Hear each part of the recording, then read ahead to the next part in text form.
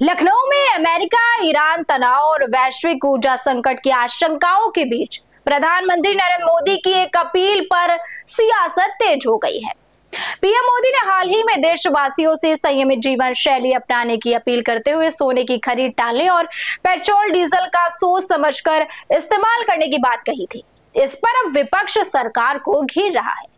Bahujan Samaj party की मुखिया और यूपी की पूर्व मुख्यमंत्री मायावती ने इस मुद्दे पर तीखी प्रतिक्रिया दी है और सरकार की आर्थिक नीतियों पर सवाल उठाए। नमस्कार, आप देख रहे हैं नेशन आप समाचार। मैं हूं आपके साथ शुभी शुक्ला।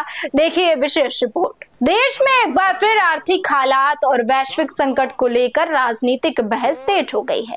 वजह है प्रधानमंत्री नरेंद्र मोदी की वो अपील जिसमें उन्होंने देशवासियों से कहा कि मौजूदा वैश्विक परिस्थितियों को देखते हुए अगले 1 साल तक सोने की खरीद से बचा जाए और पेट्रोल डीजल जैसे ईंधनों का सीमित और समझदारी से उपयोग किया जाए। प्रधानमंत्री ने यह भी कहा था कि जहां तक संभव हो लोग सार्वजनिक परिवहन का इस्तेमाल करें और कारपूलिंग जैसी व्यवस्थाओं को अपनाएं ताकि देश की ऊर्जा खपत कम हो और विदेशी मुद्रा भंडार पर दबाव न पड़े। पीएम की इस अपील के बाद राजनीतिक प्रतिक्रियाएं सामने आने लगी हैं। बहुजन समाज पार्टी के अध्यक्ष और उत्तर प्रदेश की पूर्व मुख्यमंत्री मायावती ने इस बयान पर कड़ा रुख अपनाया है। मायावती ने सोशल मीडिया पर प्रतिक्रिया देते हुए कहा कि वैश्विक हालात और ऊर्जा संकट की चिंताओं के बीच सरकार द्वारा बार बार संयम की अपील ये दर्शाती है कि देश आर्थिक दबाव की स्थिति में है।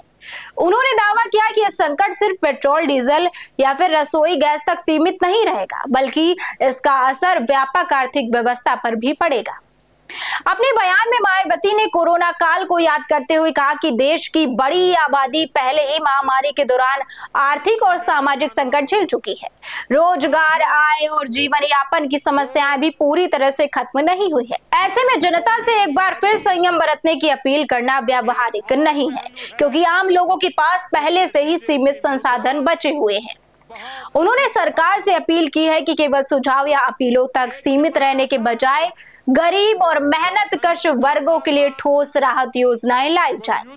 उनके मुताबिक अगर आर्थिक दबाव बढ़ रहा है तो सरकार को सीधे तौर पर जनता की मदद करनी चाहिए ताकि सबसे कमजोर तबका प्रभावित ना हो। कुल मिलाकर प्रधानमंत्री की अपील को जहां सरकार वैश्विक परिस्थितियों में एक जिम्मेदार कदम बता रही है, वहीं विपक्ष इसे आम जनता पर बढ़ते आर्थिक दबाव से जोड़कर देख रहा है। आने वाले दिनों में इस मुद्दे पर राजनीतिक बयानबाजी और भी तेज होने के आसार हैं।